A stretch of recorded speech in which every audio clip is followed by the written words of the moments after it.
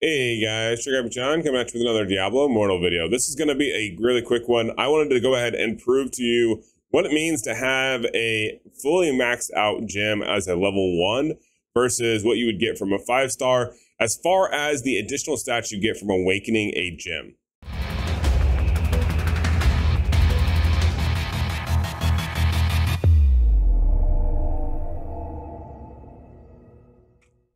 Now, for those of you who are wondering about awakening the gems and what I mean by this, I do mean this gem resonance, which then as you increase this, awakens the legendary piece of gear that it's attached to.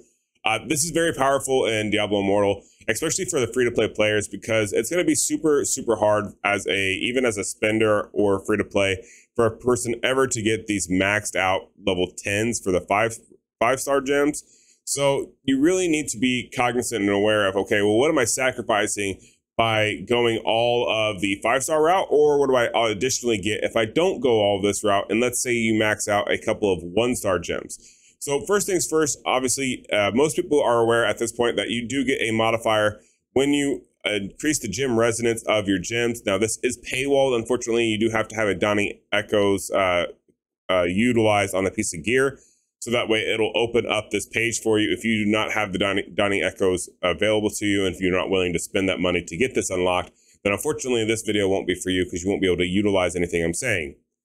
But by awakening a piece of gear or a gem to 10, you then get a primary attack damage increase here, and you can also, if you get 2 of them, if you get this fully awakened, put this right above my head here, you'll see that I have 2 1-star gems at level 10 here, which then unlock the skill damage increase by 2%. The point of this video and my goal was to see, how does that actually scale? Does that scale with multiple skills at once? So let's say we have like a vengeance skill and a chakram, or a vengeance skill and like a crossbow shot, something along those lines. Does it actually work as a modifier and give you an additional 4% damage? Or for example, I don't have, or I'm currently not in a class where I can test it on another buff ability. But I'm curious to see if once you are using a buff, if it also translates over to the skill, the damage skill that you use. So this test that I did kind of explains to me a few things that I think a lot of people were wondering about. So let's go ahead and let's cover everything here. So I'm going to go ahead and I'm going to show you where I did the testing. So I did the test here in Ashwood Cemetery. I just did it right outside the ossuary. I used the hungry corpses as my bait because these guys respond super fast. So it was really easy to come up here, one shot real quick, run away. I had to pick skills on my demon hunter that would not, were pretty easy to capture the data as far as how much damage they did. And I also had to make sure that my, the enemies did not go below 30% life as I was attacking them, because I do have this right here, which damaged enemies below 30%. So it's, yeah, I got to make sure. There's a few variables, unfortunately, that I had to make sure I mitigated when doing this testing. So let's go ahead and let's pull up the spreadsheet that I did, so that way you have a better understanding of what I am talking about.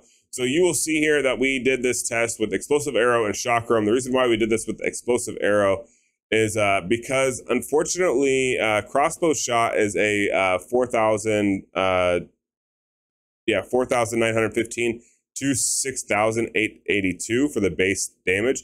So it's very variable, right? Like that's a pretty big increase. And actually, if we did the math on that really quickly, and say we did this divided by 682, it's a 71% difference in damage. So that's pretty significant as far as how much damage can actually be done. So I had to pick something that would be, say, pretty constant. So I had to pick explosive arrow in this case for my main ability. It's pretty consistent here with that 5,606. Now there are some other factors that go into it, but not a whole lot. So that helps me mitigate a lot of that. And I also had to pick another ability that's pretty fixed as far as damage goes. So I went ahead and picked Spinning Chakram here, because it's still the flat 7,900 damage to all enemies in its path. So I should see multiple of it light up as it's going on its entry versus when it comes back in return. So now let's go grab a few other things and talk about them for this damage calculation that I did, because I'm sure you guys are all curious, John, what is the point? Okay, so if you look at the explosive arrow test without vengeance, I had to do it without vengeance because there is a bug on vengeance and explosive arrow when you pop Vengeance and you have Explosive Arrow, it does not work properly. In fact, it makes your Explosive Arrow turn into Crossbow Shot. So yeah, it turns that into Crossbow Shot. Let me show you that. So for those of you who are wondering, so this is with Vengeance activated, right? And the reason why I say it turns it into Crossbow Shot is, we'll wait for this to pop one more time, is because notice the damage numbers, they all jive with about what you would see with the Crossbow Shot versus what you would see when it goes away and you have just Explosive Arrow here. So it definitely does something. That's got to be a bug. It's got to be a glitch. Got to be a bug. I should probably let Blizzard know about this because that was super weird when I was trying to do some testing. I don't know what that was about. But anyways, so I had to really pick out a better skill to do the rest of this with. So being that I have Chakra and Explosive Arrow here, they at least allowed me some constants. The first test I just could not do with Vengeance on, which then threw me off when I did it later down the road with Vengeance, but that also kills 2 birds, 1 stone. So notice the top row here, Explosive Arrow without Vengeance did 11,840 damage. That's a significant amount. Without Vengeance and without the 2% gem, I did 11,576. So all I did was I came over here and I took this gem resonance off, and I just took 1 off because I wanted to see what it actually gave to me if it worked properly. So in this test, with that one off, let me see, a stupid spreadsheet probably messed that up here. So for those of you who just didn't see, right here. So notice that this is now gone. So that's what that simulation was. Now that gave me about a 2% difference as far as the amount of damage that I was difference. So even though we used the same exact skill and all we did was take out that skill gem, we saw 2% damage. Okay, so that's about what we would expect, right? It says it increases skills by 2%, so they weren't lying. It's definitely a linear process. Okay, cool. So what happens if we use skills like Vengeance or if we compound it, right? So when I say compound it, I mean, just like I said at the very beginning of the video, we have a skill that is a buff for our damage with Vengeance. We have a skill that is a buff for the primary attack. Well, in this case, I was curious if the skill doesn't modify another skill, so to speak, that's getting used, do you still get that 2% damage increase from your 1-star maxed out gem? So reason why I bring this up is Vengeance does not buff my chakram. Vengeance will buff my primary attack, which then makes it do a lot more damage. However, Vengeance increases all damage you deal by 6% during Vengeance is one of my skills that I have on the on this character. It's one of my legendaries. I have a charm that's 8% damage. I have a, I think I have one more modifier as well that I've listed.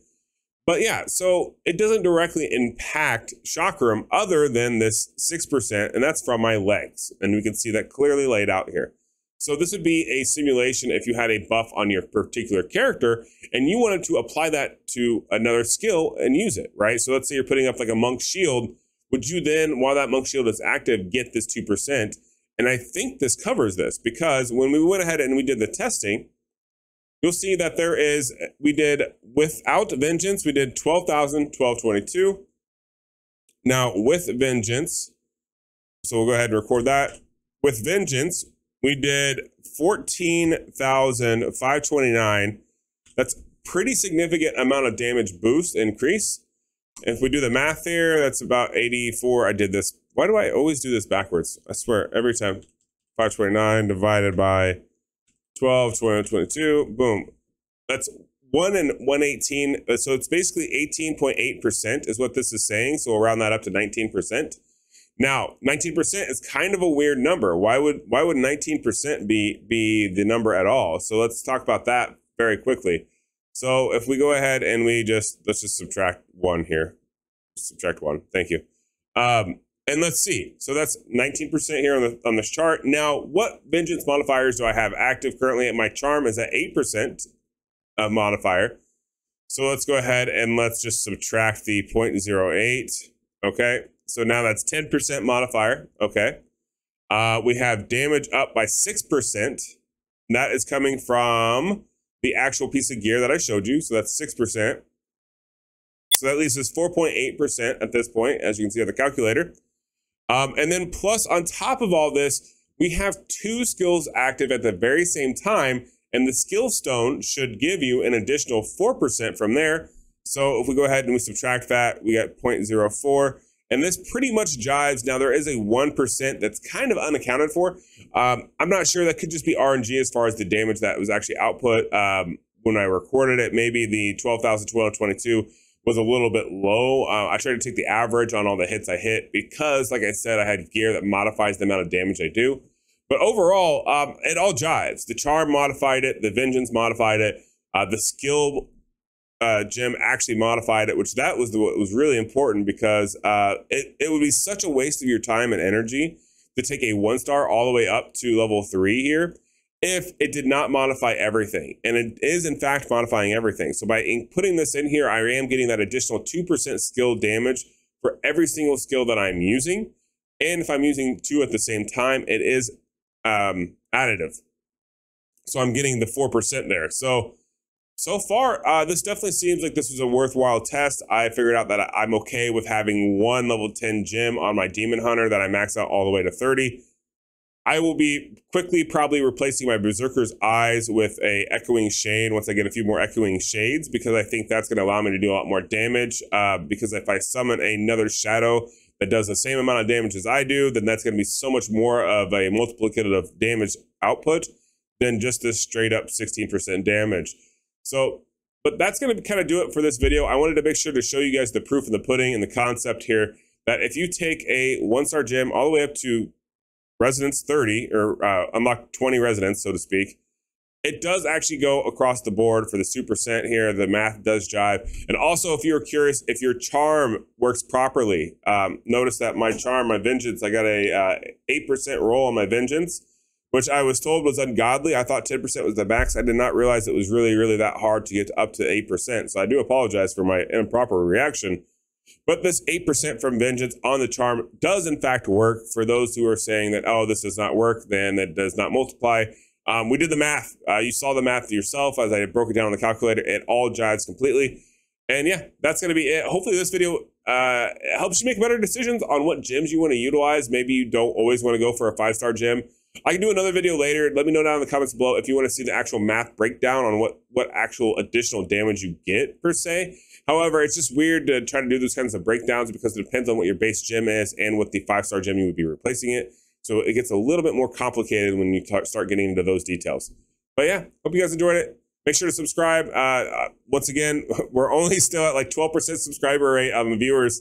Not that I'm mad or upset about it, but it's just funny. It would really be helpful. You guys hit that subscribe button to help me out, because I'm getting a lot of sponsorship offers. And unfortunately, you can't really negotiate too awful much when you don't really have that big of a following. So I appreciate you all for watching. Stay tuned, and I can't wait to see you guys in the next one. Peace.